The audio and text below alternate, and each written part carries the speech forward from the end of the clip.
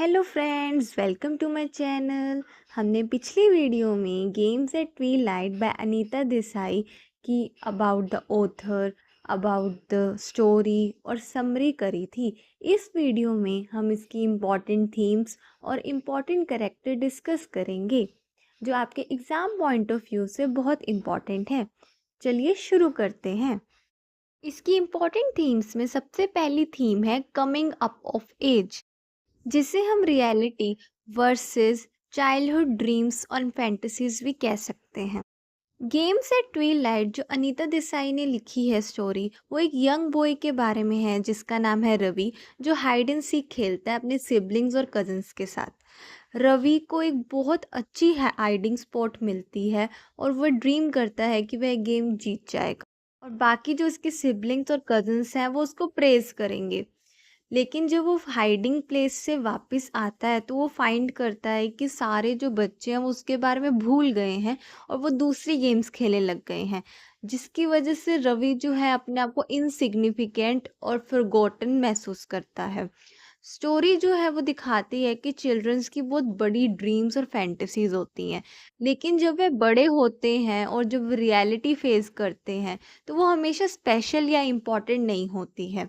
जो रवि का एक्सपीरियंस है उसने उसको ये सिखाया है कि वो सेंटर ऑफ अटेंशन नहीं था और जो बाकी लोग हैं वो उसके बारे में भूल भी सकते हैं। और लेकिन जो बिगनिंग ऑफ अ स्टोरी, जो रवि बहुत हैप्पी और एक ड्रीमिंग चाइल्ड था, लेकिन धीरे धीरे एंड तक आते आते उसने हार्श रियलिटीज फेस करी, जो उसकी लाइफ का एक टर्निंग पॉइंट है, जहाँ पर उसने अपनी चाइल्डहुड इनोसेंस को लॉस किया और वर्ल्ड को अंडरस्टैंड किया एक मैच्योर वे में। नेक्स्ट स्टोरी की इम्पॉर्टेंट थीम है theme of social hierarchy. Anita Desai की जो ये स्टोरी है उसने ग्रुप ऑफ चिल्ड्रन को दिखाया है जो हाइड एंड सीक खेलते हैं, और ये जो बच्चे हैं वो सोशल हायरार्की को दिखाते हैं। जो ओल्डर और बिगर किड्स हैं लाइक रघु एंड मीरा, वो चार्ज लेते हैं और डिसाइड करते हैं कि who will be the it in the hide and seek game. और जो यंगर और स्मॉलर वन है जैसे रवि और मनु, वो सबॉर्डिनेट हैं। रवि ने बहुत कोशिश करी गेम जीतने की और अपना स्टेटस चेंज करने की, लेकिन जो अदर किड्स थे उन्होंने उसकी विक्ट्री को रिकॉग्नाइज नहीं किया और वह अपने ओरिजिनल रोल्स में को मेंटेन करते रहे। ये दिखाता है कि बहुत मुश्किल है कि पोजीशन को चेंज करना सोशल हिरार्की में, चाइल्डहुड में भी।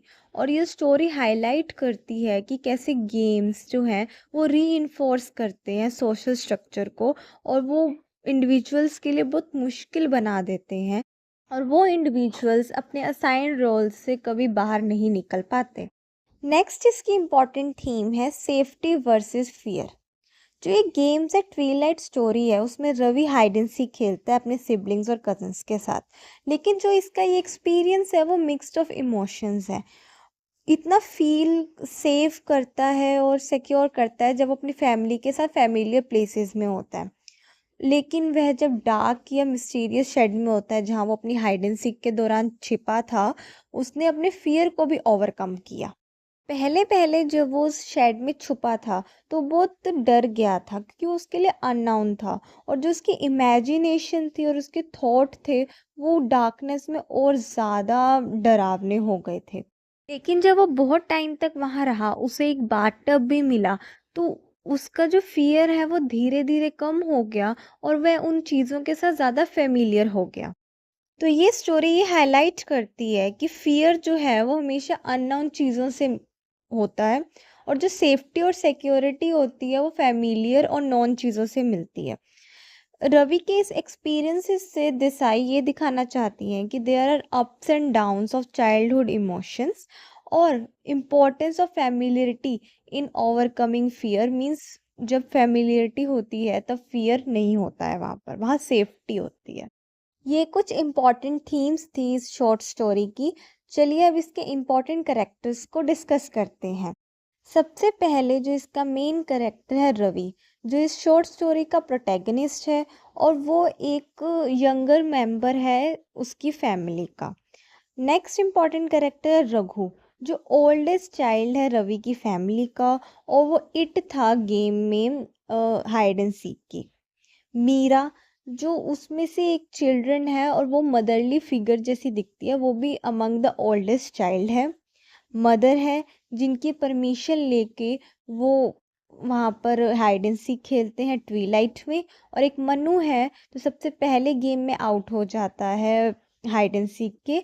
One of the youngest member of Ravi's family है। Thanks for watching.